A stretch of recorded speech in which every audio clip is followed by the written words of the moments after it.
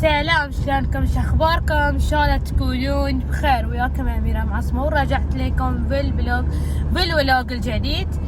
يوم من زمان اقول لكم اني سابقه شعري، صار لي يمكن اكثر من شهور، فقلت ان اليوم لازم اغير لون صبغه الشعر، فبسوي شيء غير، بقص شعري بعد. من الحين ما تدري عندي حاطه اللوك في بالي شلون بقص شعري. وهذا شعري قصير فما بيبين يعني اني قاصه ولا. انزين، فبقصه براويكم شلون اقصه امي، براويكم بحط لكم الصوره يعني بعدين.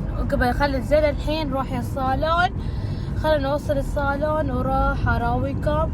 والحين وياي اخوي حسن قاعد يسوق السياره، براويكم دقيقه. اول مره قاعده اصور من وراء الكاميرا. اوكي، هذه حسن قاعد يمشي السيارة، هو بيوصل لي وبسوي مانيكير وبديكير. تقدرون تشوفون اظافر مساكين الله يرحمهم، يعني حالتهم على الله. فقلت لازم اغير لوك، ما دام اني شهرين كنا في المحرم والسفر وما رحنا، فقلت لازم اغير لوك ولازم اغير من نفسيتي.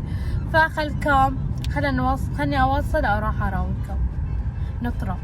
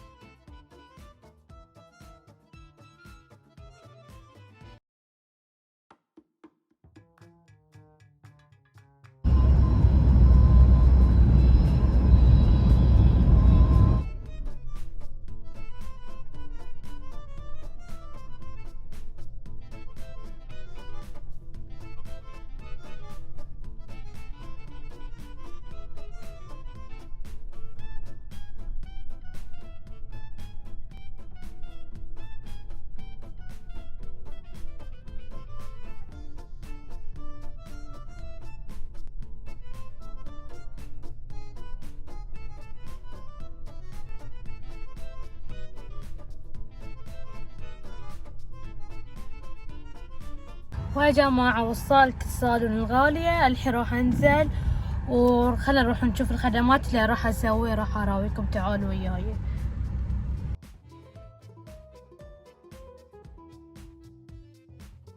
الصالون هاي حق الوكس، وتحت عندهم مانيكير وباديكير، وحياكم راح نراويكم. الحين شوفوا يا جماعة، نفس ما قلت لكم تحت عندهم حق بسم الله. مني راح اسوي مانيكير بديكير. تشوفوا شحالات الصالون، شوفوا نفس ما قلت لكم اني موجودة في الصالون الغالية. تشوفوا شحالاتها ما شاء الله. مني حق تصاريح الشعر. زين، والحين يا جماعة راح نسوي حفاظ، فراح اراويكم. يا جماعة كانوا مخلصين من صبغة الشعر، صبغة نار. براويكم إذا تحبون قولوا صبغة على اسمي، سميناها باسمي. فبحط لكم اكونتهم، بحط لكم صورة الى صبغة الشعر، براويكم اياها.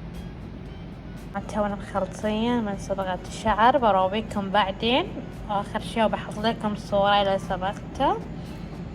فراح اراويكم. حياكم في الصالون الغالي. الحين بحط لكم صورة بعدين، بالاخر شي بتشوفون صبغة نار وايد عاجبني، بحط لكم.